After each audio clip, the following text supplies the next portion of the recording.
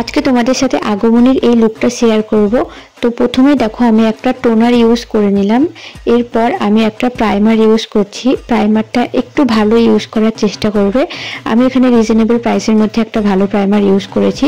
তারপর আমি ইনসাইটসের একটা প্যালেট থেকে কালার কারেক্টিং করে নিচ্ছি।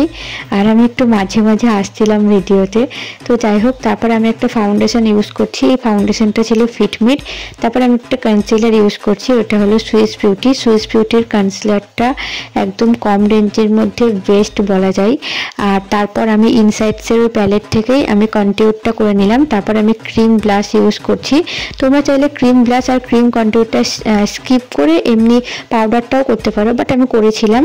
তো তারপর আমি পাউডার দিয়ে পুরোটাকে লক করে নিচ্ছি। আর চোখের নিচে পাউডারটাকে আমি রেখে দিচ্ছি আই মেকআপটা করার পর। যদি মানে কোনো কিছু আই মেকআপের আইশ্যাডো পরে তাহলে আমি ডাস্ট আপ করে দিতে পারবো।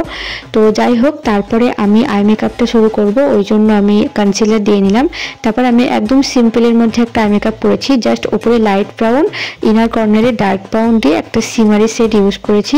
এটা সিম্পলের মধ্যে অনেক বেশি ভালো লাগে। তারপরে আমি আইলাইনারটা করে নিয়েছি, এরপর পাউডারটাকে আমি সরিয়ে দিলাম। আর এরপর আমি ব্রঞ্জিংটা করে নিলাম। তারপর আমি একটু ব্লাশ ইউজ করলাম। তো ব্লাশের পর হাইলাইটার ইউজ করছি। আর কপালের উপর যে চোখটা, ওটা আমি আঁকিয়ে নিয়েছি অফ ক্যামেরায়। তোমরা চাইলে শর্ট ভিডিওতে দেখতে পারো আমার চ্যানেলে। ওটা ভালো লাগলে অবশ্যই লাইক করো। আর এটা ফাইনাল লুক।